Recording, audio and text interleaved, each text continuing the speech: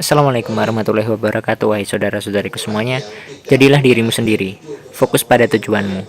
Takdirmu tidak akan ditentukan oleh omongan orang, dan bahagiamu tidak terletak pada perlakuan orang. Terkadang kita perlu melangkah dan menghiraukan segalanya sejenak. Yakinlah, apa yang kita ragukan takkan terjadi. Apa yang kita takutkan hanyalah bayang-bayang belaka. Menjadi berbeda bukan berarti salah. Meskipun itu sendiri, temukan jalan pintas, buat gebrakan, proses tujuan itu jadi nyata senyata mungkin.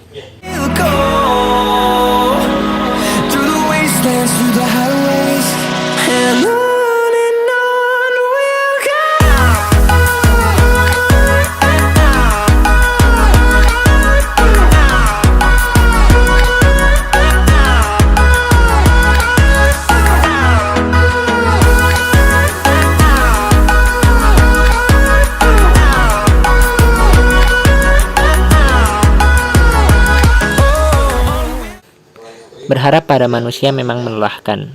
Berharap pada manusia memang mengecewakan. Namun kenapa? Why? Kita mengulanginya berkali-kali. Berharaplah hanya kepadanya. Dan ketika seseorang menaruh harapan padamu, jelaskan. Berharaplah hanya kepadanya, supaya ketika mungkin diri ini telah mengecewakanmu, engkau tidak membenciku karenanya. Dan kita sama-sama kembalikan kepadanya. Hanya kepadanya lah kita menyembah, dan hanya kepadanya lah kita meminta pertolongan. Bersaudara, asik, sampai kapan? Anak-anak soleh-soleha, lucu, bersama sampai kapan? Suami istri harmonis, keluarga, kerabat, dan jamaah yang semuanya menyejukkan hati sampai kapan? Sampai kapan itu, mari kita jawab dengan takwa yang meningkat. Karena tiada ikatan yang abadi, melainkan ikatan yang terikat karena takwa. Jagalah dirimu, kemudian keluargamu dari api neraka. Ku anfusakum wa ahlikum naro. Jagalah dirimu dan keluargamu dari api neraka, supaya dapat bersama, bersaudara, bersahabat, puas abadi selamanya di akhirat nanti. Karena tidak ada pertemuan, persahabatan, hubungan yang abadi, melainkan yang terikat karena takwa, supaya kita dapat menyambung lagi silaturahim di akhirat nanti. Puas, kekal abadi selamanya dalam kebersamaan. Seperti halnya begini, melihat orang yang merokok, ajek gitu ya, istiqomah berjamaah.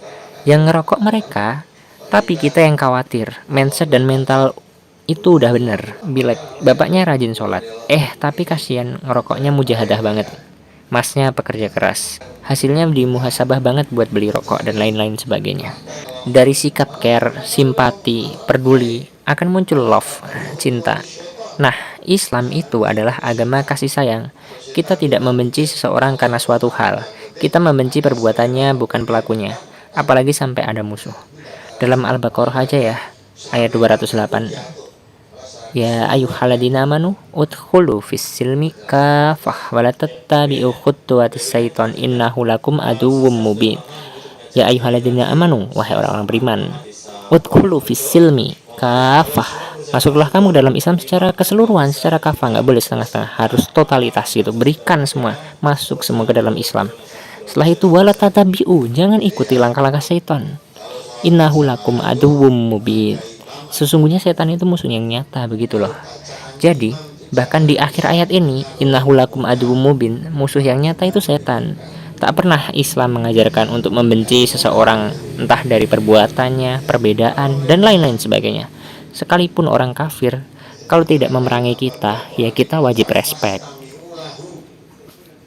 Love each other as love yourself. Dikatakan beriman sampai seseorang itu mencintai saudaranya seperti mencintai dirinya sendiri. Jadi kita gak boleh cuek, gak boleh biarin ketika diantara kita kok ada yang condong kebatilan gitu ya. Aku mah gak suka ngurusin hidup orang, aku mah ya aku sendiri. Perbuatan baik itu akan kembali ke kita juga. Dan ingat hadis manda'a ila hudan, barang siapa ngajak-ngajak pada kebenaran, manda ilahudan kanalahu minal ajri mislu ujuri man tabi'ahu.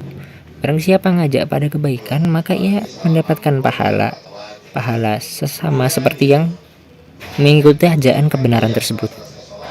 Layang kusu min ujurihim sayan, tanpa mengurangi pahala yang mengikuti kebenaran tersebut.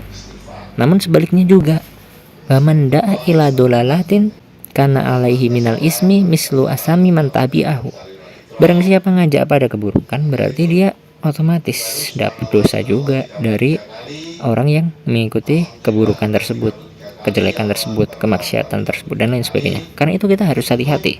Jangan-jangan karena postingan iseng-iseng kita, toksik dan lain sebagainya, ternyata menjerumuskan orang pada hal-hal yang nggak benar, nggak baik. Berarti kita otomatis kena dong, kena hadis tadi. Contoh mudahnya sih begini.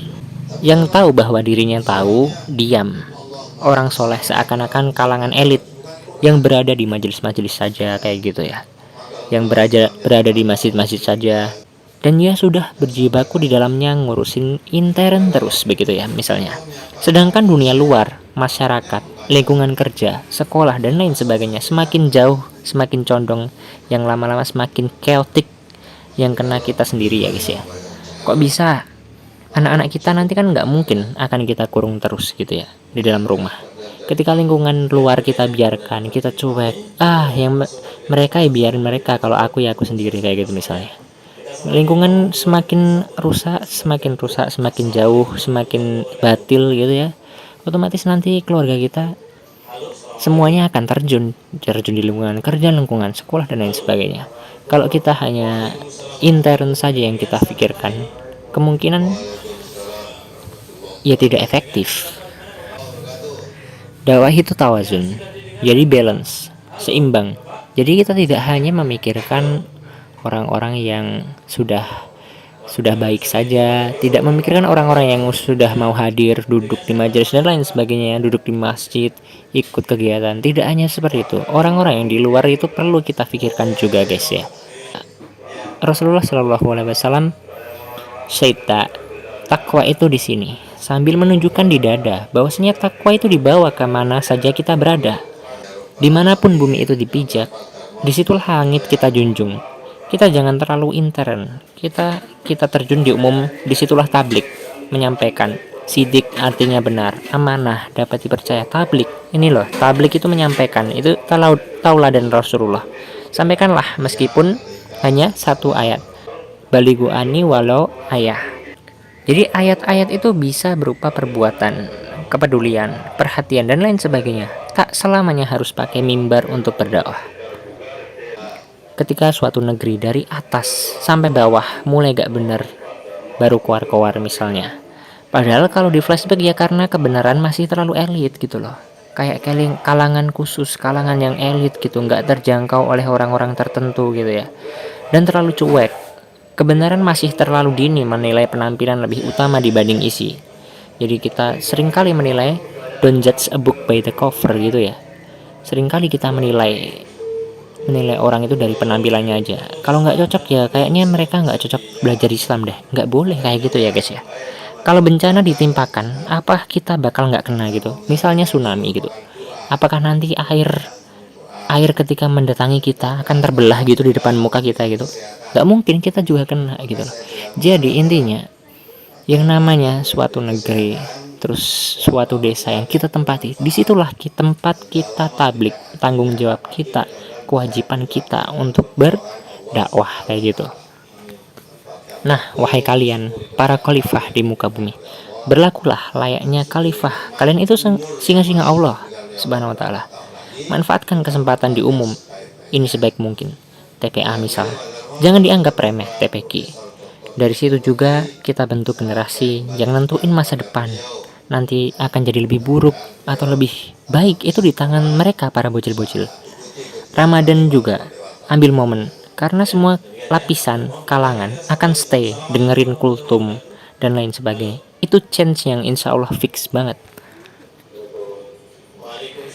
Walau anna ahlal qura amanu wattaqau la fatahna alaihim barakatim minas sama'i wal ard. Jadi walau anna ahlal qura, jikalau penduduk suatu negeri itu beriman dan bertakwa, maka Allah akan limpahkan berkah dari langit dan dari bumi. Namun mereka mendustakan ayat-ayat kami sehingga kita siksa mereka dengan atas perbuatannya begitu. Jadi kalau suatu negeri ini mulai kalian beranggapan bahwasanya ini negeri kok tambah error aja sih, human error banget sih kayak gitu, mulai nggak bener sih, dari bawah sampai atas sama aja gitu, apa-apa naik, harga harga mencekik rakyat kayak gitu dan lain sebagainya. Terus apa ya, misalnya opini rakyat tidak sampai ke publik gitu, orang yang banyak bicara misalnya kayak gue itu tiba-tiba hilang, lenyap dan lain sebagainya. Nah itu dari ayat gini, mungkin karena kalau kita di flashback tadi, mungkin karena kita terlalu judge a book by the cover, terus kita nggak mau dakwah keluar gitu, hanya intern saja, yang penting kita biarin mereka, yang penting kita kayak gitu. Itu namanya nggak love gitu, yang katanya agama agama apa tadi, agama kasih sayang, ya harusnya memikirkan tidak hanya intern saja tapi menyeluruh, tawazun begitu, seperti yang dicontohkan Rasulullah kayak gitu. Assalamualaikum warahmatullahi wabarakatuh. Hai saudara-saudariku semuanya. Buat apa pacaran? Buat senang-senang. Kalau buat senang-senang pergi ke tempat wisata. Kalau buat senang-senang ya outbound. Kalau buat senang-senang pelihara kucing. Kalau buat senang-senang les musik dan lain sebagainya. Don't use another person hurt for fun. Jangan gunakan perasaan seseorang buat senang-senang. Camkan itu kalau kamu seorang laki-laki sejati. Assalamualaikum warahmatullahi wabarakatuh.